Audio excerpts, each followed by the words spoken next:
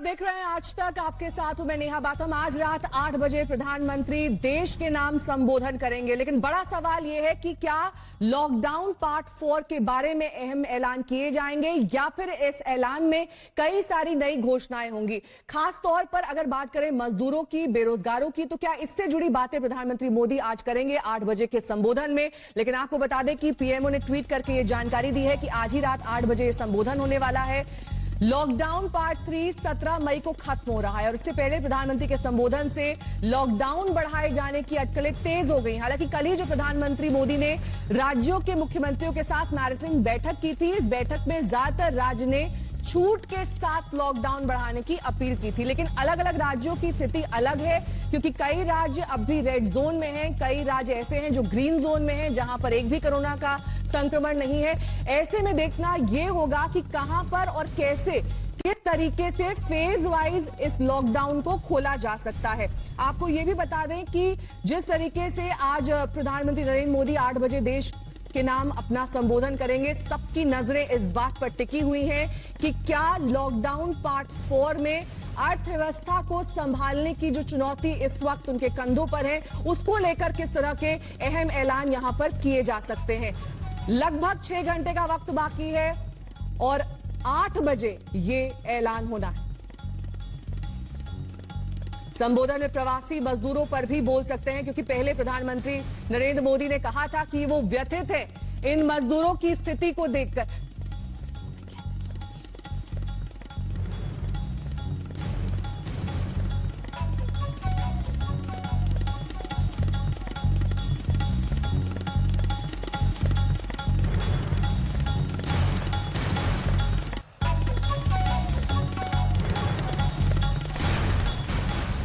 और आपको बता दें कि पहले भी 4 बार प्रधानमंत्री नरेंद्र मोदी का संबोधन हो चुका है। 19 मार्च को, 24 मार्च को दीप जलाने की अपील की गई थी। उसके बाद आज रात 8 बजे संबोधन होना है। 14 अप्रैल भी एक संबोधन हुआ था प्रधानमंत्री नरेंद्र मोदी का, जिसमें उन्होंने कहा था कि वो व्यथित है मजदूरों की हालत देखकर, जिस तरीके से पलायन उनका हो रहा है, और इसी को लेकर हो सकता है आज कई अहम ऐलान किए जाएं। जनता कर्फ्यू, जनता कर्फ्यू यानी जनता के लिए, जनता द्वारा खुद पर लगाया गया कर्फ्यू। इस रविवार यानी 2 दिन के बाद 22 मार्च को, 22 मार्च रविवार को सुबह 7 बजे से रात 9 बजे तक सभी देशवासियों को जनता कर्फ्यू का पालन करना है। आज रात 12 बजे से पूरे देश में, ध्यान से सुनिए, पूरे देश में आज रात 12 बजे से संपूर्ण देश में संपूर्ण लॉकडाउन होने जा रहा है। हिंदुस्तान को बचाने के लिए, हिंदुस्तान के हर नागरिक को बचाने के लिए, आपको बचाने के लिए, आपके परिवार को बचाने के लिए आज रात 12 बजे से घरों से बाहर निकलने पर पूरी तरह पाबंदी लगाई जा रही है। 5 अप्रैल को रविवार को रात 9 बजे घर की सभी लाइटें बंद करके घर के दरवाजे पर या बालकनी में खड़े रहकर 9 मिनट के लिए मोमबत्ती, दिया, टॉर्च या मोबाइल की फ्लैशलाइट जलाएं।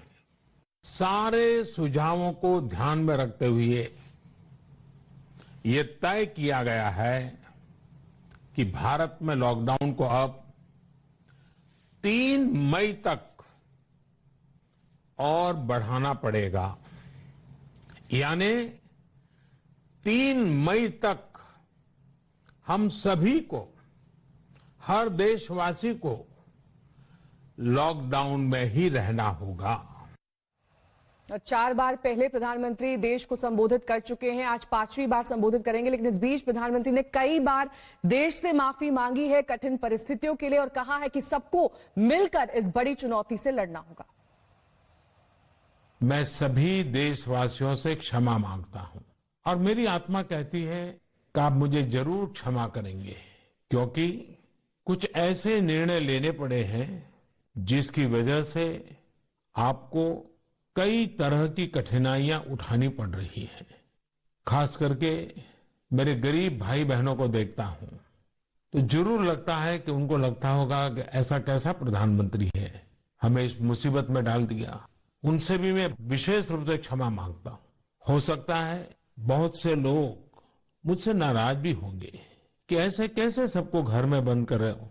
मैं आपकी दिक्कतें समझता हूं, आपकी परेशानी भी समझता हूं, लेकिन भारत जैसे 130 करोड़ की आबादी वाले देश को कोरोना के खिलाफ लड़ाई के लिए एक कदम उठाए बिना कोई रास्ता नहीं था।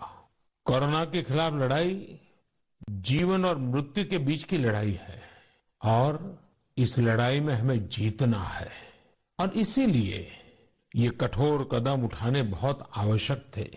किसी का मन नहीं करता है ऐसे कदमों के लिए, लेकिन दुनिया के हालात देखने के बाद लगता है कि यही एक रास्ता बचा है। आपको, आपके परिवार को सुरक्षित रखना है। मैं फिर एक बार आपको जो भी असुविधा हुई है, कठिनाई हुई है, इसके लिए क्षमा मांगता हूं। बीजेपी नेता शाहनवाज हुसैन साहब हमारे साथ जुड़ गए हैं। 2 वरिष्ठ पत्रकार आशुतोष जी और शशि शेखर जी हमारे साथ हैं। मेरी वरिष्ठ सहयोगी अंजना ओम कश्यप हमारे साथ जुड़ गई हैं और मुंबई से हमारे संवाददाता साहिल जोशी इस वक्त हमारे साथ है। लेकिन सबसे पहले शाहनवाज जी आपका रुख करते हुए, क्योंकि कल जो वीडियो कॉन्फ्रेंसिंग की गई तमाम राज्यों के मुख्यमंत्रियों के साथ, क्या आज उनकी ही बातों का समावेश होगा प्रधानमंत्री के संबोधन में, जिस तरीके से सुझाव दिए गए? क्योंकि अलग अलग राज्यों की परिस्थिति और स्थिति इस वक्त अलग है, सब अलग अलग फेज में है। ऐसे में क्या आज इन्हीं सभी सुझावों का एक मिश्रण देखने को मिलेगा आज के संबोधन में? देखिए, आज का संबोधन बहुत इंपॉर्टेंट है और क्योंकि कल बैठक हुई है और बैठक में सारे मुख्यमंत्रियों की राय आई है। उस राय के बाद और एक्सपर्ट की राय के बाद और जान और जहान की फिक्र करते हुए प्रधानमंत्री जी आज देश को संबोधित करेंगे। आपने अच्छा किया कि आपने प्रधानमंत्री की वो सारी बाइट दिखाई है जो उन्होंने उस वक्त संबोधित करते हुए कहा था। मैं उस पर ही कायम रहते हुए कहता हूं, क्योंकि पहले जब आशुतोष जी बोल रहे थे तब उन्होंने ये कहा कि प्रधानमंत्री टीम इंडिया है और टीम इंडिया के अंदर कई जो खिलाड़ी हैं उनकी राय अलग है। तो आशुतोष जी, टीम में तो खिलाड़ी की राय अलग अलग होती है कई बार, लेकिन कैप्टन और मैनेजर को फैसला करना होता है ना, तो कैप्टन को फैसला करना है। कई बार खिलाड़ी जब क्रिकेट में जाते हैं तो कहते हैं बैटिंग करनी चाहिए, कुछ लोग कहते हैं बॉलिंग करनी चाहिए, लेकिन निर्णय कैप्टन को करना होता है। इसलिए ये बात हेमंत सोरेन साहब भी बोल कर गए। मैं मानता हूं कि आज जो देश के प्रधानमंत्री देश को संबोधित करेंगे वो सारी परिस्थिति को देखेंगे। देखिए, इरादा केंद्र का या किसी राज्य के मुख्यमंत्री का या देश के प्रधानमंत्री का किसी को परेशान करना नहीं है, लेकिन जिंदगी बचाने के लिए कई बार कड़वी दवा देनी होती है। अभी कोविड-19 के जो खतरे हैं हम जानते हैं कि आसान फैसला नहीं था। ये फैसला ऐसा आसान नहीं था कि तुरंत फैसला लिया गया और उससे दुश्वारी नहीं आएगी। दुश्वारी तो बहुत सारी आई और दुश्वारियां अभी भी बहुत बड़ी है। जिन बातों को अंकित करते हैं हमारे विपक्षी दल के लोग भी या कोई पत्रकार भी कहते हैं वो बात सही भी है, लेकिन देश के प्रधानमंत्री सबकी बात सुनकर एक टीम इंडिया के नाते वो निर्णय करेंगे और उस निर्णय से जरूर लेकिन देश के शाहनवाज जी, जो मजदूरों की परिस्थितियां हैं उसको तो पहले एड्रेस किया जा सकता था ना, पहले के संबोधन में या पहले की बातों में। देखिए, दो राय हो सकती है, दो राय हो सकती है। जैसे अन्य देशों का देखेंगे तो कहा जाता है कि लॉकडाउन अगर डोनाल्ड ट्रंप पहले कर लेते तो आज अमेरिका की ये हालत नहीं होती। और कई देश हैं जिन्होंने बहुत ज्यादा ध्यान रखा, कोरिया है और कई मुल्क हैं जिसमें उस बातों का ध्यान रखा। आज अगर भारत इस स्थिति में है कि हमारे मरीज 60,000 के करीब हैं और अमेरिका में मरने वालों की संख्या उससे ज्यादा है, तो प्रधानमंत्री नरेंद्र मोदी के वो कड़े फैसले का, जिसके लिए उन्होंने कहा कि माफी भी मांगी, कहा कि आपको कष्ट भी हुआ होगा। तो मैं बताऊं कि अगर भारत की प्रशंसा पूरे दुनिया में हो रही है तो वो इसलिए हो रही है कि हमारे प्रधानमंत्री ने उस वक्त ये कठिन प्रशंसा अपनी जगह। आशुतोष जी का मैं रुक करना चाहूंगी और इस पर जवाब भी लूंगी। आशुतोष जी, दूसरे जो नेशंस हैं, जो दूसरे राष्ट्र हैं, उनके मॉडल से तुलना करना कहां तक उचित है? क्योंकि उनकी अर्थव्यवस्था अलग है, वहां पर लेबर इंटेंसिटी अलग है, उनका जो एरिया है वो अलग है। हमारी 130 करोड़ से ज्यादा की आबादी है, उनकी आबादी अलग है। ऐसे में वहां पर परिस्थितियां बिल्कुल अलग हैं। ऐसे में उन राष्ट्रों से हम क्या ले सकते हैं, क्या नहीं, ये एक बड़ी चुनौती है। और ऐसे में यहां पर प्रधानमंत्री के कंधे पर यह दायित्व है कि जो अच्छी बातें हैं, जो यहां पर आप इंप्लीमेंट कर सकते हैं हिंदुस्तान में, वो आप अच्छी बातें लें। सभी देशों से तुलना इस वक्त शायद सही नहीं होगी। कई जगह ऐसी हैं जहां पर पूरी तरीके से लॉकडाउन खोल दिया गया है, वहां पर सोशल डिस्टेंसिंग का पालन नहीं किया जा रहा, और यह भी कहा जा रहा है कि आने वाले वक्त में हमें इस वायरस के साथ रहना होगा, इसलिए हमेशा लॉकडाउन की स्थिति नहीं रह सकती। आशुतोष जी, देखिए नेहा, मुझे लगता है कि शाहनवाज हुसैन साहब जिस तरीके से बातें करते हैं, उनको लगता है जैसे कि देश के प्रधानमंत्री कोई देश पर बहुत बड़ा एहसान कर रहे हैं लॉकडाउन लगा के। अरे आप देश के प्रधानमंत्री हैं तो आपका काम है ये करना। अगर आप नहीं करते तो आपकी आलोचना होती, और आप करेंगे तो भी आपकी आलोचना होगी। तो मुझे लगता है ये उस पद की गरिमा के हिसाब से है कि आप लोगों की, जनता की कमजोरियों के हिसाब से, लोगों की तकलीफों के हिसाब से आप एक्ट करिए। दूसरी बात, मैं प्रधानमंत्री जी की नियत पे शक नहीं करता हूं, लेकिन उनकी नीति पे शक करता हूं। और मैं आपको इसके लिए उदाहरण देना चाहता हूं। 2 अप्रैल को जब सुप्रीम कोर्ट के अंदर मामला आया तो सॉलिसिटर जनरल तुषार मेहता ने अदालत के सामने सुप्रीम कोर्ट में कहा कि सड़क पर एक भी मजदूर नहीं है, एक भी मजदूर नहीं। अब सवाल है कि 2 अप्रैल को एक भी मजदूर सड़क पे नहीं था और उनको प्रॉपर फूड पैकेज दिए जा रहे थे जैसा उन्होंने सुप्रीम कोर्ट को बताया, तो उसके बाद हजारों की संख्या में जो हाईवेज पे चल रहे थे वो कौन लोग थे? क्या अदालत के सामने देश के सॉलिसिटर जनरल ने झूठ बोला था? उसके बाद 28 अप्रैल को लीजिए, 28 अप्रैल को सुप्रीम कोर्ट के सामने फिर ये मामला आया।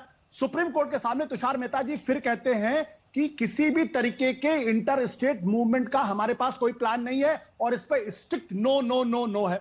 सुप्रीम कोर्ट ने फिर उनसे सवाल पूछा कि भाई माइग्रेशन को लेकर आपके पास क्या योजना है?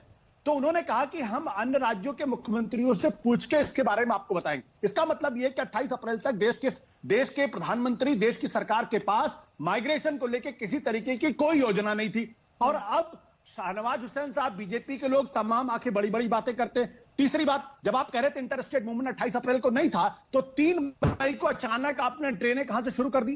कैसे, किस लिए शुरू हुई? और फिर अभी तमिलनाडु के मुख्यमंत्री कहते हैं कि मुझको तो मीडिया से यह पता चला है कि आपने चेन्नई से दिल्ली के बीच में रेल यात्रा शुरू कर दी है, कृपया करके 31 मई तक मत करिए। यही काम तेलंगाना के प्रधान मुख्यमंत्री कहते हैं। तो जो टीम इंडिया की बात बड़ी बड़ी कर रहे हैं, मुझे लगता है कि हम अपने दर्शकों को दिखाना चाहेंगे जिन ट्रेनों का आप जिक्र कर रहे हैं, जिनकी शुरुआत आज से कर दी गई है। दरअसल उसकी तस्वीरें इस वक्त सामने आ रही हैं क्योंकि वहां पर व्यापक स्तर पर तैयारी की गई है। स्टेशन पर सैनिटाइजेशन का इंतजाम किया गया है, सोशल डिस्टेंसिंग का पालन किया जाए, इसके लिए लाल घेरे बनाए गए हैं। जो लोग वहां पर पहुंच रहे हैं उनको हिदायत दी गई है कि वो वक्त पर पहुंचे, 3 से 4 घंटे का समय लेकर वहां पर पहुंचे ताकि स्क्रीनिंग की जा सके। और टिकट दिखाने पर, जो कि ऑनलाइन उपलब्ध था, और करण ने देखा किस तरह से IRCTC की वेबसाइट भी क्रैश हो गई थी क्योंकि तमाम लोग ऐसे थे जो ऑनलाइन टिकट की बुकिंग करा रहे थे। आज वो स्टेशन पहुंच चुके हैं अपने गंतव्य स्थान तक जाने के लिए। उन्होंने तमाम कवायद से वो गुजरे हैं। और ऐसे में इस वक्त सबसे बड़ा सवाल यह है कि कब तक इसी तरीके से ये तमाम इंतजाम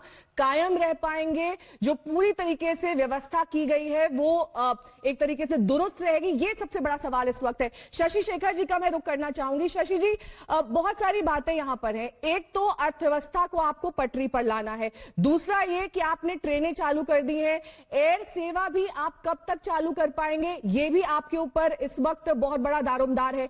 ऐसे में CII और FICCI जैसे तमाम ऐसे इंस्टीट्यूशंस हैं जो लगातार PMO को सुझाव भेज रहे हैं। कई सुझाव ऐसे हैं जो मान लिए गए हैं, कई सुझाव अभी भी इंप्लीमेंट करने यानी कि अमल में लाने बाकी हैं। आपको क्या लगता है, कहीं ना कहीं मैक्रो मैनेजमेंट के साथ साथ माइक्रो मैनेजमेंट की भी जरूरत है? क्योंकि हमेशा तो लॉकडाउन की स्थिति में नहीं रहा जा सकता, यह भी सबसे छुपा नहीं है।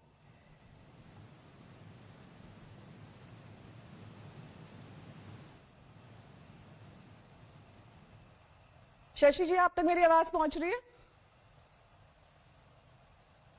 जी, आपको मेरी आवाज मिल रही है? जी, अब आ रही है, अपनी बात करिए। तो मैं आपसे ये कह रहा हूँ, आज सवेरे का एक दृश्य बताता हूँ ताकि अब मैं अपनी बात आपको स्पष्ट कर सकूं। वो ये है कि जो सवेरे मैंने देखा कि 250 के करीब मजदूर जो हैं हाईवे से उतरकर और साइड में उतर आए थे। वो इसलिए उतर आए थे क्योंकि उन्हें लगता था कि हाईवे पर एक तो धूप है, दूसरे पुलिस उनको परेशान कर सकती है। वो खेतों से रास्ता तलाश रहे थे, उनकी बोतलें खाली थी, उनके सिर पर बोझ थे। मैं उनको देखकर द्रवित हुआ, लेकिन अगले ही क्षण मुझे लगा यदि लॉकडाउन नहीं लगा होता और मान लीजिए इनमें से कुछ लोगों की जान चली गई होती तो आज क्या कह रहे होते लोग। 16 लोग मर गए पटरियों पर चलते हुए, तो लोगों ने क्या कहा उस संबंध में। तो मुझे ऐसा लगता है जो पीएम कहते हैं कि जान और जहान, जान और जग दोनों की चिंता करनी है और इकोनॉमी तुरंत नहीं खुल सकती। जर्मनी ने इकोनॉमी खोली, उसके दुष्परिणाम उनके सामने हैं। अक्सर लोग स्वीडन और जापान की तुलना करते हैं, क्या वहां का सामाजिक शिष्टाचार और हमारा सामाजिक शिष्टाचार एक सा है? शराब की दुकानों पर हमने कैसी भीड़ उमड़ी हुई देखी। तो ऐसे में जरूरत है कि शिथिलता उस तरह से लागू की जाए कि इकोनॉमी का पहिया भी धीमे धीमे चलना शुरू हो और लोगों की जिंदगी भी बच सके। मैं फिर दोहराता हूं, अगर उन 250 में कुछ लोग अगर आपको दिवंगत हो गए होते तो आज पूरी दुनिया में किस तरह की चर्चा हो रही होती। तो सरकार के सामने जाहिर है कि वो दोराहे पे खड़ी है, लेकिन ऐसे में ही लीडरशिप का इम्तिहान होता है और ऐसे में ही लीडरशिप कालजयी या कभी कभी फ्लॉप साबित होती है। मेरी वरिष्ठ सहयोगी अंजना भी हमारे साथ जुड़ी हुई है। अंजना, आपके पास में आऊंगी, लेकिन उससे पहले मैं साहिल से एक सवाल करना चाहूंगी, क्योंकि महाराष्ट्र सरकार से सुझाव मांगे गए हैं लॉकडाउन को लेकर। साहिल, जिस तरीके से संक्रमण का ग्राफ लगातार महाराष्ट्र में बढ़ रहा है, ऊपर की तरफ ही जा रहा है और सबसे पहला नाम महाराष्ट्र का ही आता है जब हम रेड जोन की बात करते हैं, ऐसे में कितनी बड़ी चुनौती होगी वहां पर लॉकडाउन को धीरे धीरे हटाना, और क्या लॉकडाउन पार्ट 4 का सबसे सख्ती से पालन इसी राज्य में किया जाएगा? देखिए नेहा, एक बात तो बिल्कुल साफ हो गई है कि जिस तरीके से लॉकडाउन इंप्लीमेंट किया गया, एक झटके में लॉकडाउन पूरी तरीके से लगाया गया, उस तरीके से लॉकडाउन खोला तो नहीं जा सकता। तो वो स्टेप बाय स्टेप खोलना होगा। और एक बात और एक साफ हो गई है कि लॉकडाउन डिक्लेयर करना वो तो सेंटर के हाथ में था, लेकिन लॉकडाउन जिस तरीके से खोलना है उसके लिए भारत का फेडरल स्ट्रक्चर ही काम आएगा, क्योंकि हर राज्य में अलग अलग स्थिति है। राज्य में भी हर शहर में हर गली में अलग अलग स्थिति है। तो जाहिर सी बात है कि इसीलिए केंद्र सरकार ने कल की मीटिंग के बाद भी प्रधानमंत्री ने सारे राज्यों को कहा है कि अपना अपना एक नोट तैयार करें कि स्टेप बाय स्टेप हम लोग किस तरीके से खोल सकते हैं। हम लोग 6ठे वीक में जा रहे हैं, आज की तारीख में 6ठे हफ्ते में जा रहे हैं लॉकडाउन के। वुहान में भी लॉकडाउन खोला तो 11 हफ्ते के बाद खोला गया था। तो 6ठे हफ्ते के बाद में धीरे धीरे कहां पर किस तरीके से, क्योंकि पोस्ट कोविड जो लाइफ होगा हमारा, जो जिंदगी होगी वो पूरी तरीके से अलग होगी। वो जिंदगी पूरी तरीके से बदल जाएगी। कांग्रेस के वरिष्ठ नेता अखिलेश प्रताप सिंह भी इस वक्त हमारे साथ जुड़ गए हैं। अखिलेश जी, जिस पॉलिसी को लाने की बात यहां पर आशुतोष जी कर रहे थे कि जो कामगार मजदूर हैं जो इस वक्त बेरोजगार हो गए हैं, क्या एक बेहतर पॉलिसी, एक बेहतर नीति की जरूरत थी और वो वक्त पर नहीं दी गई? इसी वजह से हम रोजाना वो तस्वीरें देख रहे हैं जो काफी विचलित करती हैं। देखिए, बहुत अच्छा प्रश्न आपका है। देश इस चीज पे कंसर्न है। आज के मैं अभी इसके पहले वाले एपिसोड में भी शाहनवाज साहब की बात मैंने सुन रहा था। देखिए, आज जितनी कामयाबी मिलनी चाहिए वो इसलिए नहीं मिल रही है कि सबसे पहले बीजेपी के लोगों को दम्भ त्यागना होगा, और वो दम्भ त्याग नहीं रहे हैं। अगर हम कंसर्न उठा रहे हैं, क्या चीज ध्यान आकर्षित करा रहे हैं, तो शाहनवाज भाई जैसे लोग बोलते हैं कि ये जो है मोदी जी से जलते हैं। हम जलते नहीं हैं, हम कंसर्न उठा रहे हैं। हमारा कर्तव्य है, हम सब पूरा देश मोदी जी जो कहते हैं सुन रहा है। और 3 लॉकडाउन बोला उन्होंने, हर किसी ने पालन किया। लेकिन बात यही है, आप देखिए नेहा जी, पिछले 20 दिन से हम लोग टीवी पे बहस कर रहे हैं एक माइग्रेंट्स के लिए कोई एक नीति बननी चाहिए। क्या मोदी जी को पता नहीं है समस्या? लेकिन 20 दिन से रोज कांग्रेस शासित राज्यों में क्या दिक्कत है, वहां पर किस तरीके से मदद पहुंच रही है या नहीं पहुंच रही है, इसके बारे में आप क्या कहना चाहेंगे? जी, मुझे पता था अभी आप कांग्रेस लाएंगे, लेकिन ये लेबर की जो समस्या है ना, वो पूरा नेशनल वाइड, एक स्टेट की नहीं है। कांग्रेस पे सवाल नहीं लेंगे, नेशनल वाइड प्रॉब्लम है। और हम लोग 20 दिन से बहस कर रहे हैं, उस बहस में भी कोई पॉलिसी बना के नहीं दी इन्होंने, कोई नीति बना के नहीं दी। आज जो कांग्रेस के शासित प्रदेश है वहां देख लीजिए, और राज्यों से बेहतर काम कर रहे हैं वो अपने हिसाब पे। मैंने बार बार कहा है कि जो आवश्यक है करें। 3 पार्ट हैं इसके, एक स्वास्थ्य संबंधी है, दूसरा जो हमारा उनको रोजाना की रोजमर्रा की चीजों की है, और तीसरा उनका धैर्य बना रहे उसके लिए है। आज अगर बढ़ता भी है, ठीक है, अगर स्वास्थ्य के लिए आवश्यक है तो जो भी आवश्यक है वो करें, बढ़ावें, लेकिन फिर वही बात आएगी कि धीरज बना रहे। धीरज कैसे बना रहेगा? लोगों को सुविधाएं उपलब्ध रहेंगी तो धीरज बनाओ। आज ट्रेनें नहीं मिल रही हैं, मोदी जी की रैली के लिए 10-10 ट्रेनें रिजर्व हो जाती हैं, हजारों बसें रिजर्व हो जाती हैं, लेकिन मजदूरों को फ्री में जाने के लिए एक ट्रेन नहीं मिल रही है। चलिए, बहुत बहुत शुक्रिया अखिलेश जी हमारे साथ जुड़ने के लिए। तमाम खास मेहमान हमारे साथ जुड़े, आप सभी का बहुत बहुत शुक्रिया। फिलहाल यहाँ पर रुकना होगा एक छोटे से ब्रेक के लिए, फौरन होंगे हाजिर, देखते रहिए आज।